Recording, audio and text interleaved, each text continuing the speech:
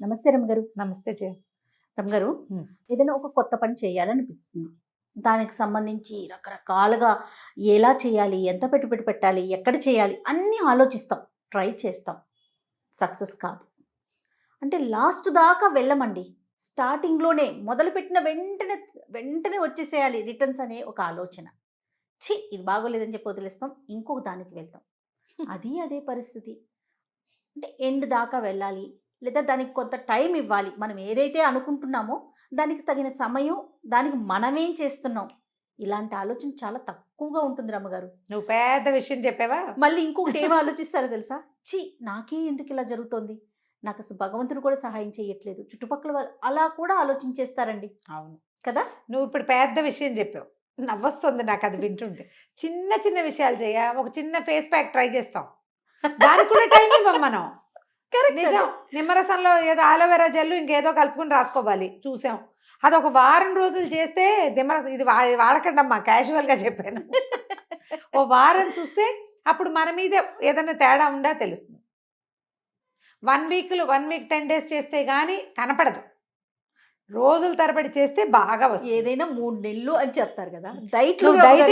నువ్వు డైటింగ్ అంతే, మందులంతే, మొహానికి రాసుకునేవంతే, ప్రతి విషయము అంతే. ఇక వ్యాపారాలు, ఉద్యోగాలు, చదువులు, కోర్సులు అన్నీ అంతే. ఒక డాక్టర్ దగ్గరికెళ్తారండి.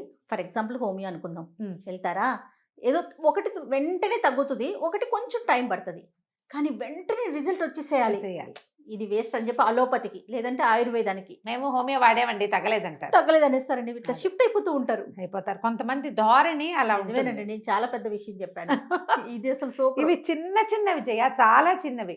మనం ఏది దేనికోసము ఆగము. రిజల్ట్ వచ్చే వరకు వెయిట్ చేయము. అవును. ఆగలేనితనం మనుషులకి. ప్రయత్న లోపం ఉందా చూసుకోము.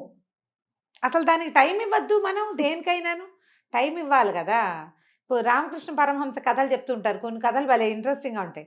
ఒక ఆయన నుయ్యి తవ్వడానికి ట్రై చేసేట. ఏం తేవట? నుయ్యి తవ్వడానికి ఒక 50 అడుగులు తవ్వాడు, నీళ్ళు పడలే. విసుగు పుట్టింది. ఇక్కడ కాదని మానేశాడు. ఇంకో చోట 65 తవ్వాడు, ఈసారి ఎక్కువ పడల. ఇంకో చోట 70 తవ్వాడు, పడల. ఇంకో చోట 95 తవ్వాడు, పడలేదు. చాలా దుఃఖించాడు. గురువుగారి దగ్గరికి వెళ్ళి, ఇన్ని చోట్ల తవ్వే బదులు ఓ చోటే తవ్వపోతివా? ఇప్పుడు ఇన్ని అడుగులు తవ్వావు, ఇవన్నీ లెక్కెట్టు ఎన్నైనాయి? 50 నుంచి స్టార్ట్ చేసి 51, 65 ఒకటి, 75 ఒకటి, 95 ఒకటి అంటే ఇవన్నీ అడుగులు ఒకే చోట తవ్వితే పాతాళం తగిలేది, చచ్చినట్టు పడేవి నీళ్ళు అని చెప్పారు గురువుగారు. ఓపిక ఉండద్దు నీకు మరి కదా. చిన్న కథ ఇట్లాంటివి ఆలోచించుకోవాలి. చందమామ కథల్లో కూడా ఇలాంటివి భలే ఇంట్రెస్టింగ్ కథలు ఉంటాయి జయ. భలే బాగుంటాయి కథలు. ఇప్పుడు ఒక బుల్లి కథ చెప్పానా, ఇంకో పెద్ద కథ చెప్తాను చూడు. చెప్పండి. ఒక ఊరు గ్రామంలో ఒక ఆయన ఏదో ఎక్కడికో వెళ్తున్నాడు. ఎండలో బాగా ఎండగా ఉంది. సరే ఆయన ఏమనుకున్నాడంటే ఎవరి వాకిట్లో అయినా ఆగి కాసిన మంచినీళ్ళు తాగుతామనుకున్నాడు. చూస్తే ఒక వాకిలి దగ్గర కొంచెం మనుషుల సందడి ఉంది. ఎవరో మనుషులు ఉన్నారు ఇంట్లో. తలుపులు తెరిచి ఉండాలిగా. మధ్యాహ్నం వేళ కాస్త ఒక మాదిరిగా ఉంది. 11 గంటల వేళ. ఈయన పోయి వాకిట్లో అయ్యా మంచినీళ్ళు ఇస్తారా అని కేకేశాడు.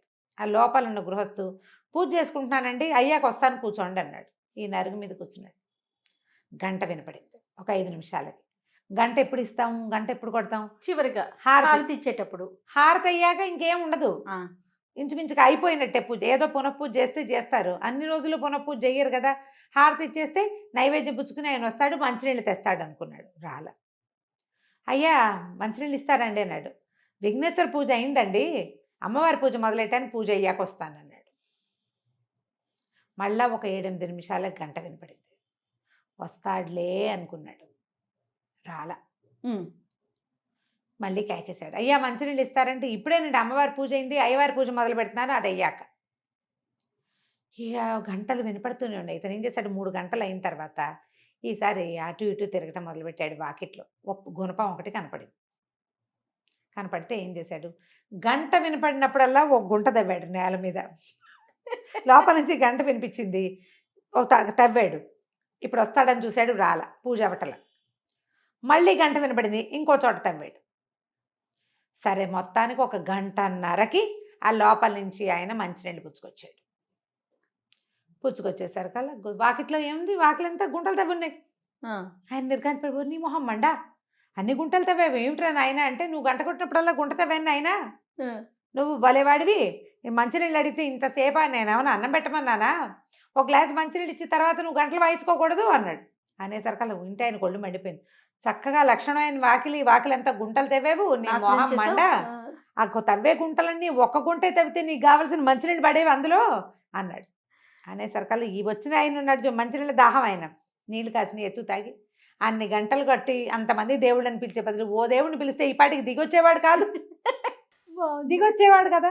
నువ్వు దేవుణ్ణి దింపలేదు, నేను నీళ్లు రప్పించుకోలేదు, అంతే, ఇద్దరు ఒకటే అని చెప్పి వెళ్ళిపోయాడు. ఈయన మెల్లిగా ఆలోచించుకోవటం మొదలుపెట్టాడు. ఇలాగే చేస్తాం కదా మనం. అవునవును.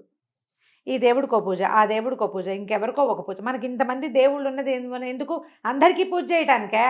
అందరి స్వరూపాలు కలిపి ఒకటే, ఈ శక్తులన్నీ ఒకటేనని తెలుసుకోమని కదా.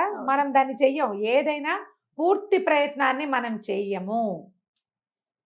పూర్తి ప్రయత్నం చేయండి. పిల్లలకి నేను చెప్పిన ఈ 2 కథలు చెప్తూ ఉండండి. భలే ఉన్నాయి రమ్మగారు. ఒకే చోట ప్రయత్నం చెయ్యి, దాని అంతం తెలుసుకునేదాకా వెళ్ళు. ప్రయత్న లోపం ఉండద్దు, అంతు చూసేయాలి దాన్ని. తర్వాత అప్పుడు 2 దాంట్లోకి వెళ్తూ కానీ కదా. సబ్జెక్టు 2 క్వశ్చన్లు నేర్చుకుని ఇంకో క్వశ్చన్లో ఒక లెసన్ ఫుల్ ఫినిష్ చేయాలి. దాంట్లో క్వశ్చన్ అండ్ ఆన్సర్లన్నీ వచ్చేయాలి. అప్పుడు ఇంకో లెసన్లోకి, ఇంకొక సబ్జెక్ట్లోకి వెళ్ళాలి. పిల్లలకి ఇది నేర్పించాలి.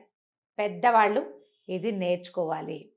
మీరు రకరకాల వ్యాపారాలు చేస్తారు, అది మొదలుపెట్టి అది వదిలేసి, ఇది మొదలుపెట్టి ఇది వదిలేసి, బ్యాంక్ టెస్టులు రాసేవాళ్ళు కొంతమంది రకరకాలు చేస్తూ ఉంటాం. బ్యాంక్ టెస్టులు రాస్తే బ్యాంక్ టెస్టులే రాసి బ్యాంక్ ఉద్యోగమే కొట్టాలి. 4 రోజులు రాసి 4 సార్లు రాసి రాలేదని వదిలేసి కొత్త దానికి వెళ్తే మళ్ళీ కొత్తది ఎప్పుడు కొత్తదే, నీకు అలవాటు అవ్వదు కదా అది మరి కదా. కాబట్టి ప్రయత్న లోపాలు చెయ్యొద్దు. ఇవాళ యూత్కి ఇది చాలా అవసరం. ఏదో ఒకటి మొదలు పెట్టడం మానేయటం, చివరికి ఏమవుతుంది, Jack of all master of nothing అవుతాం మనం కదా. ఏది రాదు మనకి. అవును అవును. కోర్సులు నేర్చుకోవటము, చదువుకోవడము అన్నీ కూడా. ఈ 2 కథలు ఎప్పటికప్పుడు జ్ఞాపకం పెట్టుకోండి. ఇది గుర్తుంటే మనం సరిగ్గా చేయగలుగుతాం.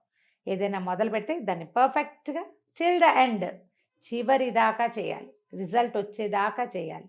లేదా అలాంటి వాటిని మొదలే పెట్టకూడదు, ఆలోచించుకుని స్టార్ట్ చేసి దిగాలి.